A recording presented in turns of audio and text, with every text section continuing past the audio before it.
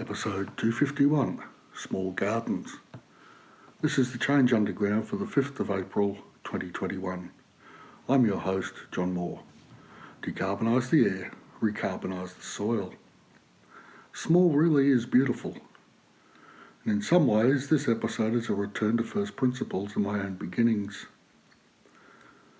A general rule of thumb is we will always be able to grow more than we think, and so starting small works. If you're new to the no-dig thing, the productivity can be overwhelming. Remember, we are planting more closely than, say, a market garden powered by a four-wheel tractor. The space needed for the machinery is available for growing. Equally, we are not harvesting in exactly the same way as a market garden. We don't have to rip out whole lettuce and everything else in one go and leave bare soil. The best mindset is that of the hunter-gatherer rather than an agribusiness. This means that where possible, we harvest parts of plants rather than the whole thing. Lettuce springs to mind here. By picking the outer leaves of the plant, as required for each meal, the plant continues to grow. The ground is still covered, the roots are intact, and they have a better chance of connecting to mycorrhizal activity in the soil.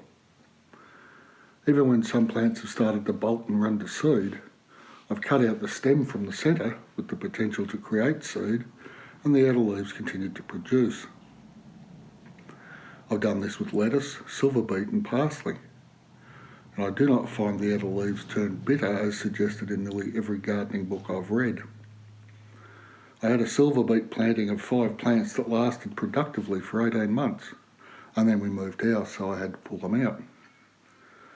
Some plants are already known for this process. Climbing beans and peas are such examples. These will continue to flower and fruit the more seed pods are harvested. I will continue to experiment with different varieties as time goes on. Then we have the cut and come again species, cress, rocket, sometimes called arugula in North America. Wild rocket and mizuna are excellent examples of this. Again, the tendency to bolt can be controlled by mechanically cutting out the reproductive stems. Now, not everything is open to this form of harvest, things carrots, sweet corn and so on, but these can be planted in a way that as soon as they come out, they are replaced with seedlings or seeds and mulch, and we keep the ground covered. Now, speaking of land, what to use in a no-dig system? I've seen systems relying on compost. And while these work, I find that they are less useful in a variable year. I noticed a demonstration no-dig beds at a culinary school built entirely of compost dried out more quickly than the 3 times ploughed gardens alongside them. This was a drought year, so the deficiency was highlighted. In a normal year, sufficient rain would probably hide this process. My preference is for well-rotted animal manure and bedding. But if that's not available and you're buying in your fertility, and that's a legitimate choice, I would skip the compost at gardening shops or centres and search out spent mushroom compost. Ordinary compost may or may not be weed-free, and only time will tell. Spent mushroom compost is almost guaranteed to be weed-free. It also contains the decaying filaments of the mushroom growing, and these appear to be plant available. We were given a donation of spent mushroom compost at work. It sat around for 12 months before the horticulture program kicked off, and it was still powerful good. Some background to the space is useful. Prior to my employment, the hort space was an abandoned orchard and flower growing area. It was bulldozed and ripped and levelled and run all over with bulldozers. The ground sat like concrete. We only had enough mushroom compost for 10 beds, 1.5 by 3 metres each. I placed these to the right of a roadway running through the space. On the left side of the roadway, we made use of some volunteers, and to my very great shame, to dig some furrows and plant some spuds. The 10 beds with the mushroom compost produced literally tons of food. The spuds were attacked by a malignant fungus that destroyed the vascular system of the spuds once they were about 30 centimetres tall. We pulled them and slashed the block again and sprayed with the seaweed extract a few times and slashed again, all in the attempt to get some organic matter and life into the soil. And then in the following spring we planted it out to sweet corn. The smallest, most depressingly stunted sweet corn I've ever seen struggle to grow over this last summer. So we are back into slashing and spraying with seaweed extract while I try to source a few tonnes of mushroom compost. The 10 beds are now in their third growing season and they keep pumping out the food. I highly recommend spent mushroom compost. If it is a little more expensive than compost in inverted commas, start with a smaller garden and use the continually producing plants discussed above. I'll put a plan for a 1 square metre garden, that's about 10 square foot, in the transcript on World Organic News, link in the show notes, to show just how much you can grow in such a small space.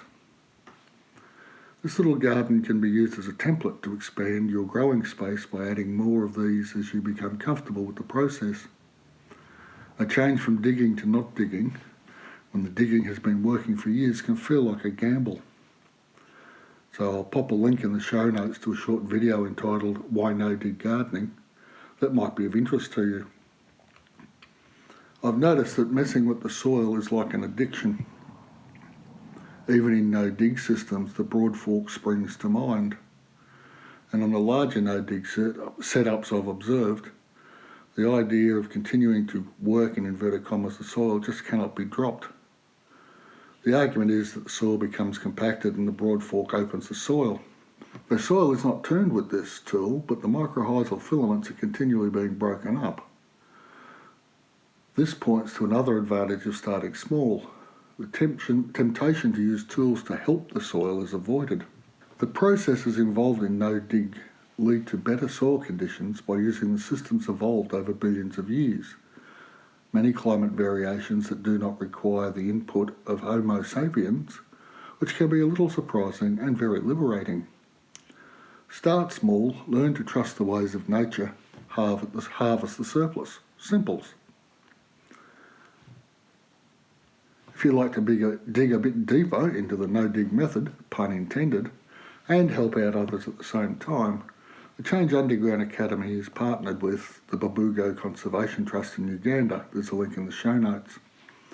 And for every copy of the No-Dig Gardening course on World Organic News that sells, I'll transfer $10 to the Conservation Trust.